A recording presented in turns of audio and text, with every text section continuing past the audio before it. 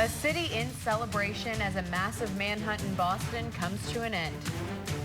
A high-profile Columbia murder case gains national attention. What the victim's mother has to say about it.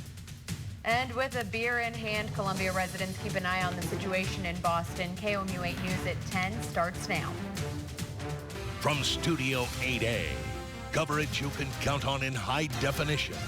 This is KOMU 8 News at 10.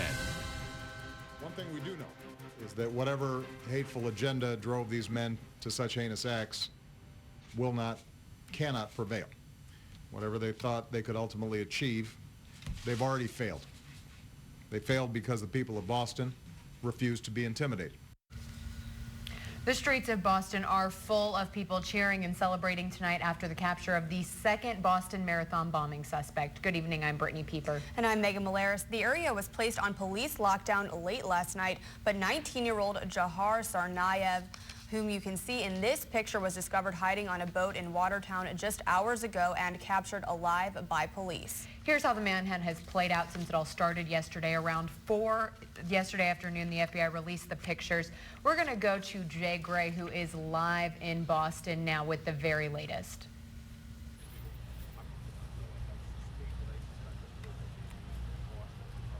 Good evening.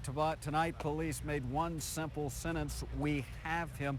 That followed by a resident here who said this marathon just ended right now. It was a painful, at times deadly race by authorities to capture a man they described as a ruthless killer. Applause finally replaced the clap of gunfire in Watertown tonight. Relief after... Now, the suspect was rushed to a Boston area hospital where we're told he's in serious condition right now. That is the latest live here in a Watertown that celebrates tonight. Now back to you. KOMU 8's Asker Mo has been in Boston since Tuesday. Today he's been following all of the developments from a shutdown city earlier to the celebrations tonight. He's live in Watertown with more on what he's seeing firsthand. Asker? Yes, the big news here in Watertown tonight is, of course, that they've captured the man. A little over an hour and a half ago, you saw an ambulance coming out of Watertown with sirens on. Then you heard a group of people start clapping their hands. Now you see actually driving up and down the street a vehicle with a big American flags, and people are cheering on to this. Joining me here now is a fellow Bostonian. Your name is Gay Hilsenrath. How do you feel right now? I actually feel quite relieved and also grateful that at least this chapter of this nightmare has come to an end. It took 9,000 officers to capture him, but now they got the man. Reporting live in Watertown, Asker Mo, KOMU 8 News. We also talked to former Columbia residents who experienced the search firsthand. A Rockbridge High School graduate now studying at MIT was on lockdown earlier today, and a former KOMU 8 producer who lives in Watertown now had to help the police out this morning. Come in, said, hey, just stay in the front of the house. We're going to go through every room. We're going to go in the basement. We're going to check everything out. It was, again, kind of a weird wake-up call at 6:30 this morning, but very glad that they were here to do their job. It's not as lively as it usually is because I think everybody is just kind of shaken about this entire thing. But I would say it's pretty close to normal. With all of the news coverage on the Boston manhunt today, KOMU wanted to find out how Mid-Missourians were getting their news during their lunch break, at local restaurants, or sitting at their favorite bar. KOMU 8's Sarah Duffy is live in Columbia to tell us how many people out for food or drink this afternoon really did take notice of the developing national story. Sarah. Today I talked to local restaurants to see how they pick and choose what they play on their televisions, especially during national news events. Bengals behind me is actually playing Fox News on their main patio TV for their people to see. I also spoke with some guests of these restaurants today to see if they expected the news to be on while they're at lunch. In bars and restaurants around the country, if there's a television, it's usually on sports. But this week, most eyes are glued to major news channels for updates from Boston or Texas. Murray's restaurant in Columbia says it doesn't choose to air the negative news on their television, but rather would stick with sports. Reporting live from Columbia, Sarah Duffy, KOMU 8 News. Well, good evening, Mid-Missouri. We stayed rather cool today, and our temperatures are still a bit chilly. We're in the mid-40s right now. It's 43 in Mexico. I'll tell you more about your weather here in the next few minutes.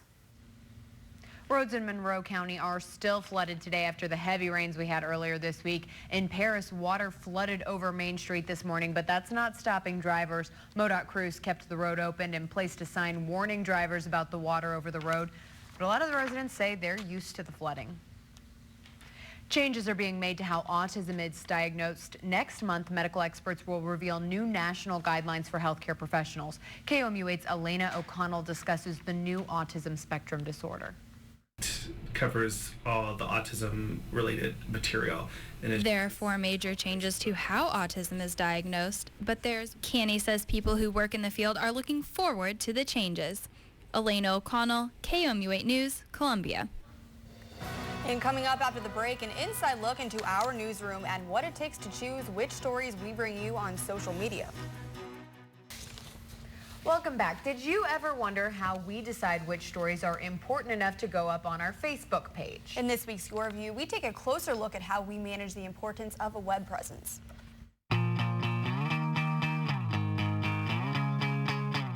You can watch KOMU 8 News 6 times a day on TV, but in between shows, we keep viewers updated through our website, Facebook page, and Twitter feed.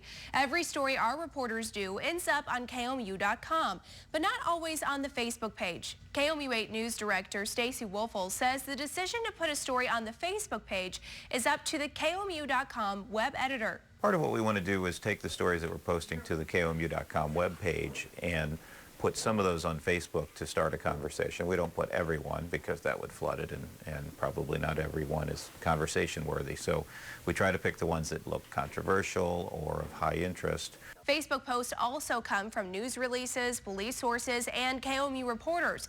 KBIA News Director Janet Saidi says using social media is a good way to maintain transparency in the newsroom. When it comes to transparency in journalism, that's kind of where we tend to think that social media fits in, that allows you a little bit of an insight behind the headlines and behind the process of the news. Wolfel says Facebook is a good way to engage viewers and attract a larger audience. That people can't talk about the news very easily on the KOMU.com webpage, but on Facebook they can. And so we can see, and there are people who comment a lot on there, so we know that they're reading and looking at it a lot there.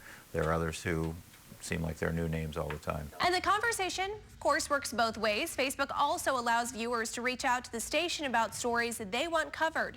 So what do you think? Do you think KOMU should give more consideration about the stories we post on Facebook?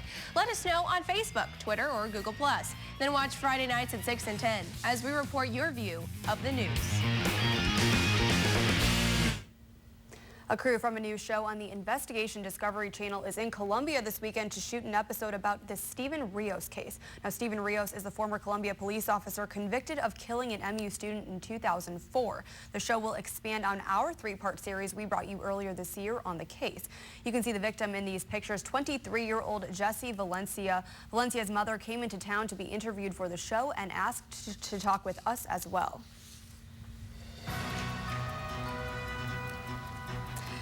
And coming up after the break, we will bring you the latest video from more floods that are happening. And temperatures are going to be warming up to the end of your weekend, so expect those things to be nice in the mid-60s. I'll tell you more about it in my full forecast coming up in the next few minutes. Well, welcome back. Mid-Missouri, heavy rainfall caused flooding in Huntington, Indiana. With days and days of rain, the ground is saturated and floodwaters are taking over roads and fields. Some homes have been threatened and mounds of sandbags have been erected to keep the water at bay. Authorities are reminding drivers that many roads in Huntington are closed and for motorists to use caution. They warn if you can't see the road because of high water, you should not drive through it. Now, all that rain and precipitation that we had across the area has moved to the east of us. Things are looking to warm back up again for next weekend, and we'll get more comfortable, really. But the biggest story here is we're going to see rain coming back in. However, it's not going to be sticking around as long as it did this week. This week was just wet beyond belief. All right, thanks, Morgan. And we have some breaking news that we want to get to really quickly. According to Reuters, 28 people are dead after an earthquake in China. Details are still scarce at the moment, but we will update with more information if we get it before the end of the newscast, as well as online on KOMU.com. Welcome back. Residents in traditional housing in Central Columbia are clashing with new tenants in a downtown housing complex. Parking is the major sticking point between the groups. As KOMU 8's Danielle Carter reports, there's no quick solution in sight for the problem. Parking spots are a prized commodity near College Avenue.